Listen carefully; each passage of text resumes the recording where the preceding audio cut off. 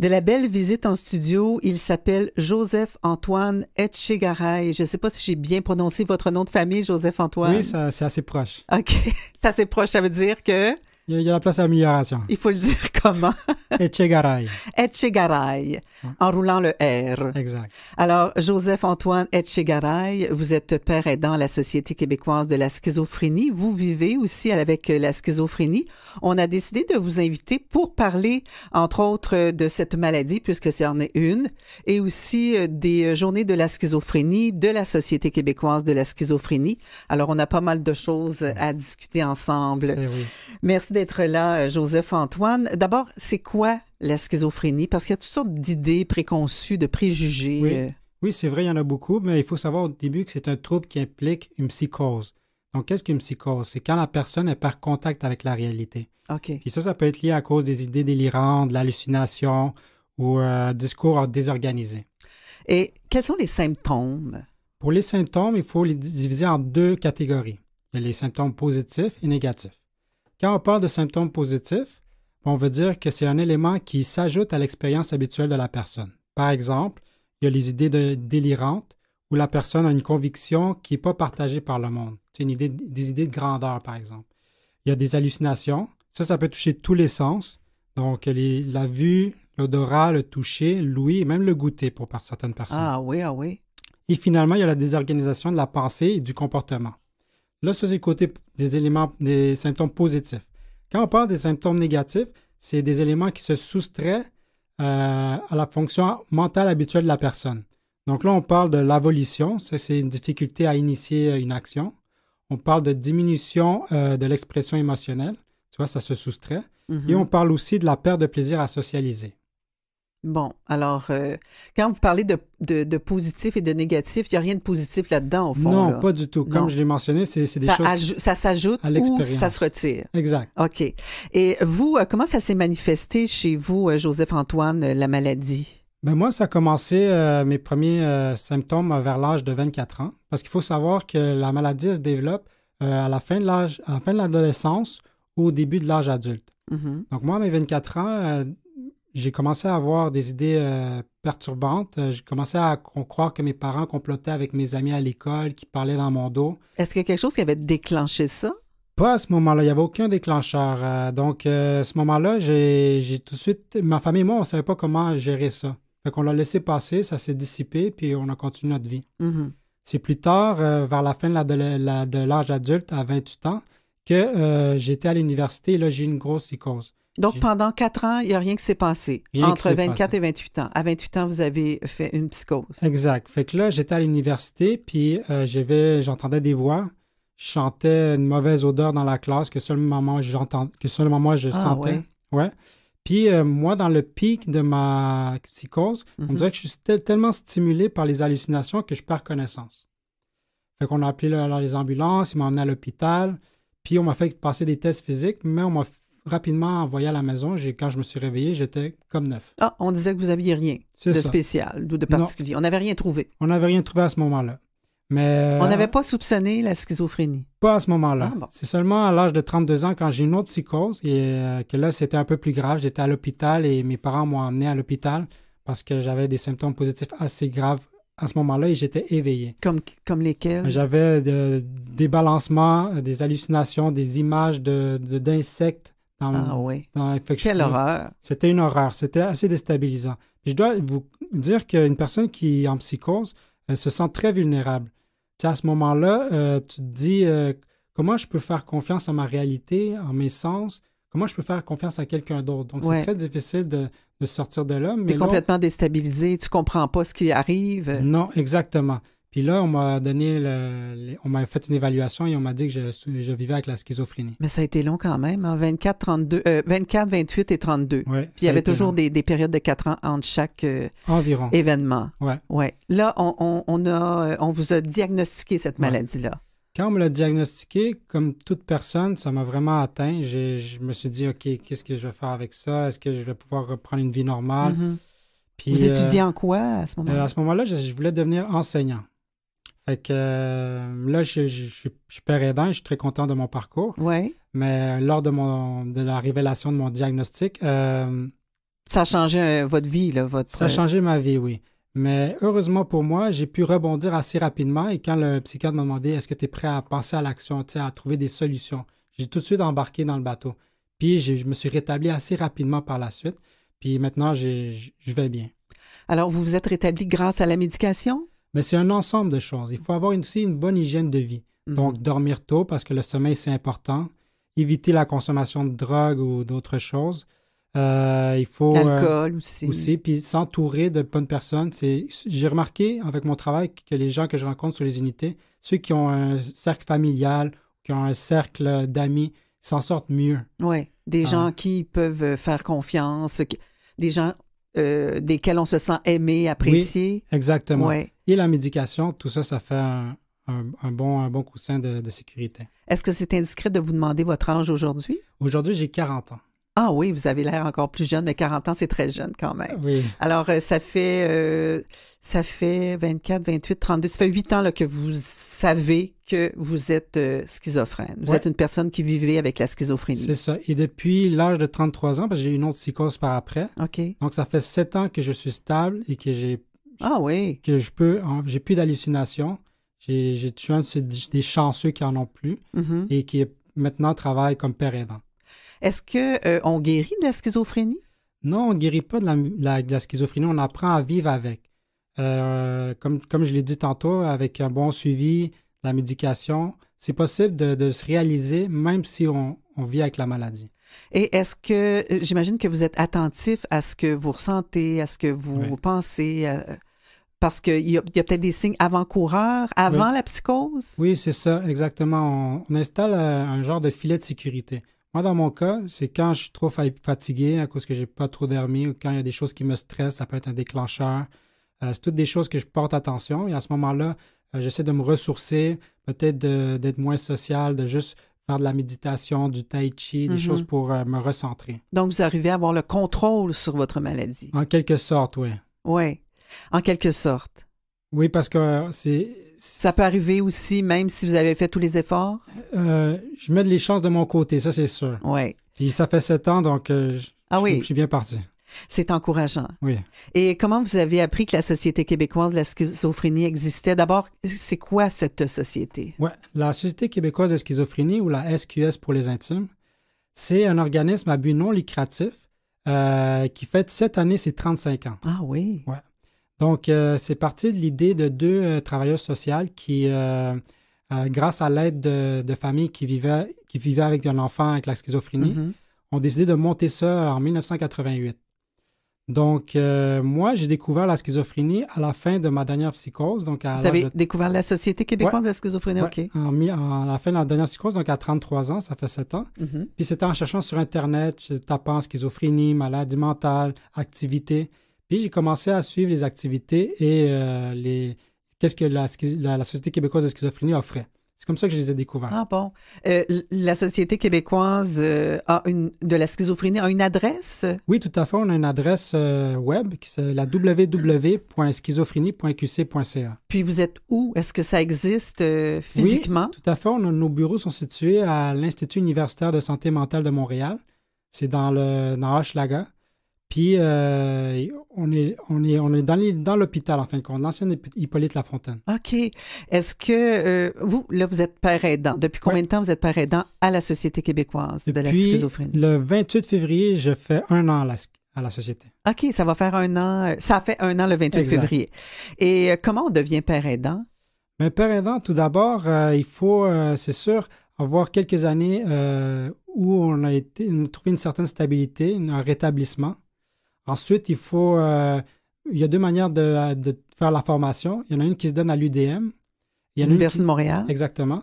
Il y en a une qui se donne à la AQRP. Donc, la QRP. C'est l'Association de rétablissement psychosocial professionnel. Puis, moi, j'ai suivi la 2e formation. Donc, je suis allé à Québec. C'était intensif, 3 semaines, une vingtaine d'étudiants.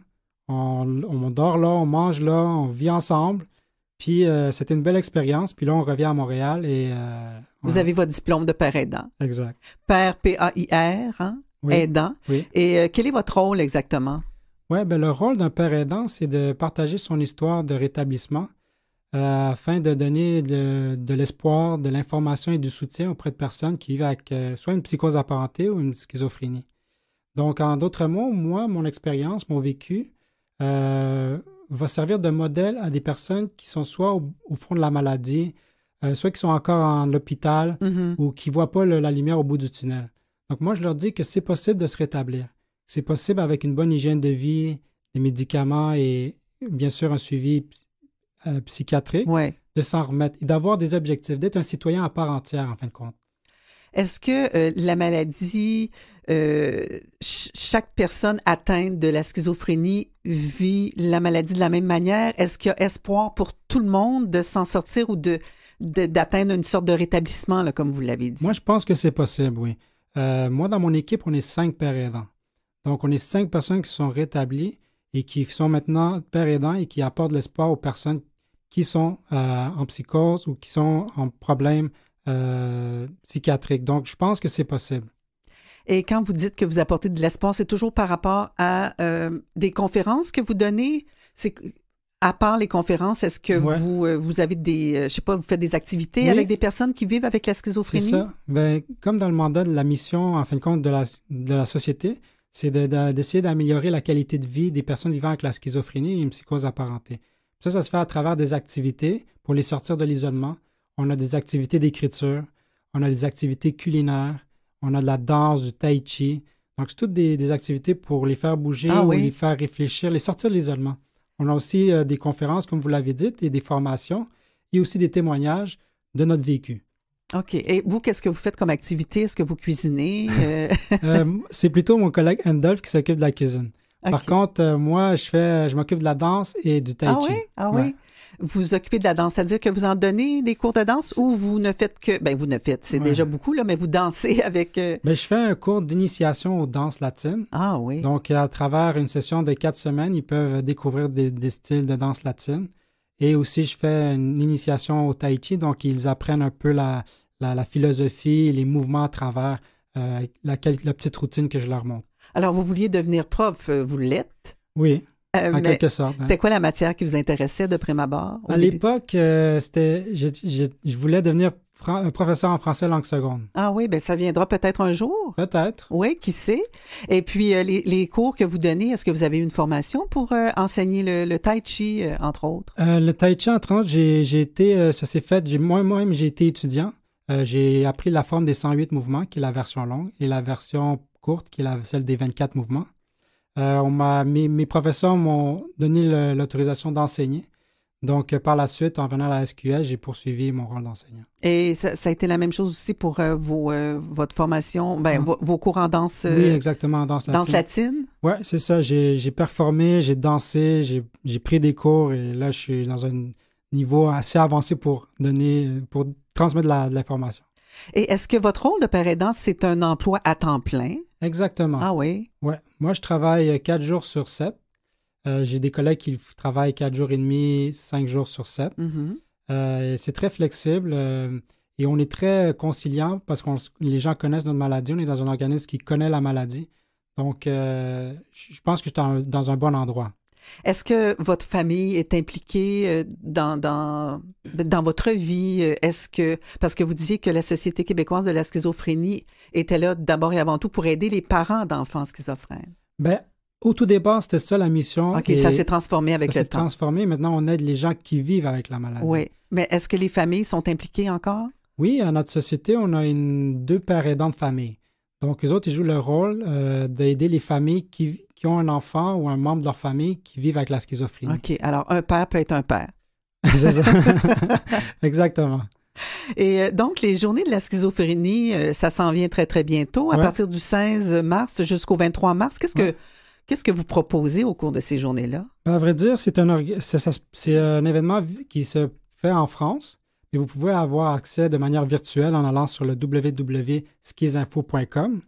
Puis ils offrent une panoplie d'informations au niveau de la santé mentale et de la schizophrénie. Mm-hmm.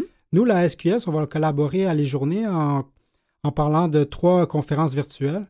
Il va y avoir la première qui est comment parler des troubles psy aux enfants, parce que des fois, on ne trouve pas les mots, on ne sait pas comment s'y prendre. Il va y avoir j'ai mal et on ne me comprend pas. Parce que malgré que la maladie est mentale, il y a des gens qui ont des douleurs au corps. Donc, ça peut être physique aussi. Ça peut être physique. Donc, on va s'attarder sur la question des impacts de la maladie sur le corps. Et on va parler du Collège de rétablissement pour qui, pourquoi, comment, qui s'occupe de donner des formations à monsieur, madame, tout le monde en mélangeant la théorique, le clinique et l'expérientiel. Qui organise ces conférences-là? Si je ne me trompe pas, c'est Positive Minder. Positive Minder. Oui. Il me semble que j'ai vu ça sur le site de la Société québécoise de la schizophrénie. Ouais. Et comme c'est en ligne et que les conférences se donnent à partir de la France, il faut tenir compte du décalage horaire. Oui, c'est ça. Il y a un décalage horaire qui est de 5 heures. Donc, il faut, si la conférence est à 6 heures, il faut se brancher à 1 heure. Ouais. Mais il y a une panoplie d'événements. Il y a environ une quarantaine qui peut se faire de manière virtuelle. Mm-hmm. Il y a des ciné-débats, des expositions photos virtuelles, conférences, tables rondes. Il y en a pour tout le monde. Alors, il faut en profiter. Il faut en profiter. Et quand il y a un enfant est-ce que ça vous est déjà arrivé de rencontrer justement des enfants qui vous posent des questions sur la schizophrénie? Qu'est-ce que vous leur répondez quand on vous demande c'est quoi la schizophrénie pour un enfant, là? Ouais, pour un enfant, en fin de compte, on leur dit tout simplement que que la personne a un bobo dans la tête qui peut être traité et qui finalement comme un bobo, physiquement, il cicatrise, puis tu peux t'en remettre. Tu peux commencer à vivre une vie comme citoyen à part entière. Mm-hmm. Et puis, vous disiez que ça a pris quand même du temps avant qu'on diagnostique votre schizophrénie. Est-ce qu'il y a eu des avancées de ce côté-là? Est-ce que le personnel soignant est plus vigilant, je ne sais pas, ou découvre ou plus rapidement qu'avant que le diagnostic? Je ne peux pas parler pour tout le monde. Ouais. Dans le cas de mes collègues, en tout cas, il y en a qui ont été diagnostiqués assez tôt. Mm-hmm. Donc, moi, peut-être je suis une exception ou je suis un cas à part, mais c'est sûr qu'à la SQS, on essaie de soutenir la recherche justement pour trouver des solutions ou des traitements, trouver les causes de la schizophrénie. Est-ce qu'il y a plusieurs personnes qui travaillent à cette société? Oui, la société, la SQS, a grandi. Comme je vous l'ai dit, on est rendu 5 pères aidants. Et au tout début, il y en avait juste un. Donc, vous voyez, il y a quand même du progrès. Ouais. On est une bonne équipe. Je dirais qu'on est autour d'une quinzaine de personnes. Ah oui? 12, oui. Est-ce qu'il y a des médecins, des psychiatres qui travaillent à la Société québécoise de la schizophrénie? On travaille de pair avec les psychiatres à l'hôpital. On a des intervenants psychosociaux. On en a 3, justement. Mm-hmm. Mais on travaille en équipe avec l'équipe de soins. Bien, vous avez l'air très, très bien, très heureux. Ça nous calme aussi de vous entendre parler. Vous avez un ton. Est-ce que vous êtes toujours calme comme ça? Oui, c'est une de mes qualités. Et est-ce que vous avez un cercle d'amis stimulant autour de vous? Oui, justement, il y a des gens qui sont venus me visiter à l'hôpital. J'étais très heureux de les voir. Plus que ça avance, mon cheminement de rétablissement, plus je me dévoile. Puis en tant que père aidant aussi, ça fait partie de ça. Mm-hmm. Certaines personnes, la majorité des personnes le reçoivent bien. Puis aussi, de quelque sorte, je déstigmatise la maladie. Tout à fait. Parce que les gens, comme vous l'avez dit plus tôt, des fois, ils ont une mauvaise idée, il y a une méconnaissance sur le sujet. Juste le mot fait peur. Ça peut faire peur, mais moi, comme je vous en parle, je vous amène du calme. Alors, on est sur la bonne voie. C'est vrai. Il y a de l'espoir. Alors, si on va voir tous les détails sur cette Société québécoise de la schizophrénie, participer aux conférences, aux activités, lors des journées qui commencent le 16 mars, il y a une seule adresse, un site Internet? Pour la Société québécoise de schizophrénie, c'est le www.schizophrénie.qs.ca. Et sinon, si vous voulez aller aux événements qui vont avoir lieu durant les journées, c'est à la www.schizinfo.com. Joseph-Antoine Etchegaray. Oui.